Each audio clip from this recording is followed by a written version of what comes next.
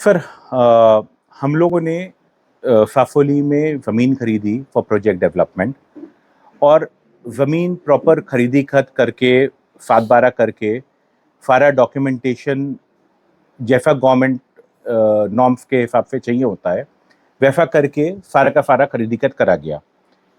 और हमें जिन लोगों ने ज़मीन बेची वो उन्होंने पोजीशन दिया उस ज़मीन का।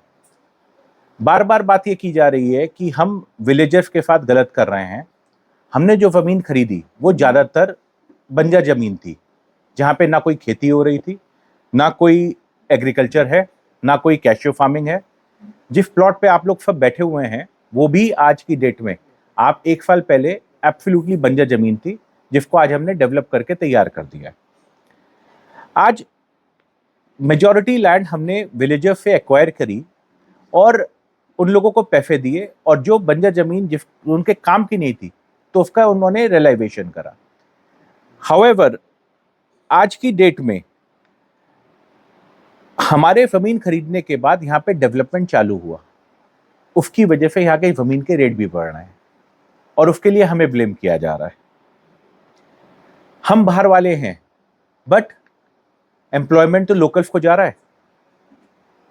आप कहाँ से सिर्फ ये ब्लेम करते रहना कि हम बाहर वाले और सिर्फ हमारा इंटरेस्ट फंस रहा है, तो ये गलत होगा।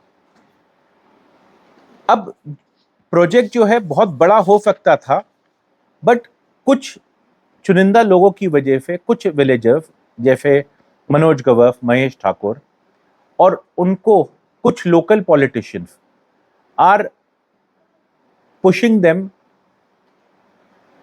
और प्रॉडिंग देम कि वो इस प्रोजेक्ट में अड़ंगा लगाएं, जिससे हमारे से एक्सटॉर्शन की जा सके।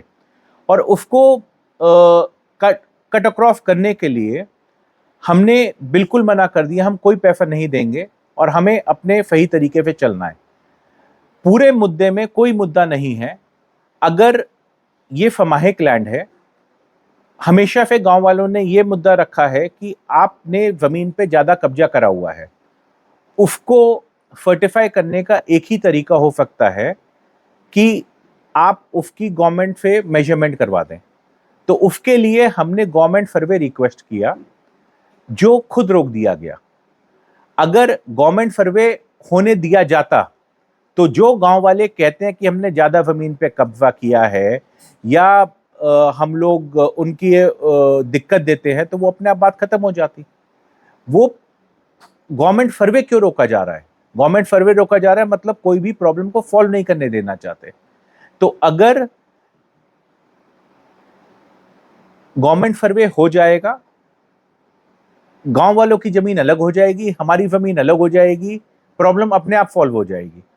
तो इस चीज को रोक के हमारे को समझ में नहीं आ रहा किसको फायदा मिल रहा है। हाँ, मैं बिल्कुल ये कहना चाहूंगा, हमारी बात डेफिनेटली सुनी नहीं गई, गार्जियन मिनिस्टर तक हमारी बात नहीं पहुंची। हम कोशिश करेंगे अपनी बात उन तक भी पहुंचाए। और मैं विनती करूंगा सीएम साहब, डिप्टी सीएम साहब, हमारे एमपी साहब राणे जी या एमएलए साहब केसरकर साहब से, इन सबको मिलूंगा मैं कि इस मुद्दे को ख़त्म किया जाए, वरना जो एक प्रॉब्लम छोटी है उसको out of proportion blow out कर रहे हैं कुछ लोग, और इसमें कहीं ना कहीं जो सिंधुदुर्ग में डेवलपमेंट हो सकता है उसमें भी विघ्न पड़ेगा और गलत मैसेज जाएगा इन्वेस्टर्स को इस जगह पे इन्वेस्ट करने के लिए। तो मेरी दरख्वास्त रहेगी कि इसको आप,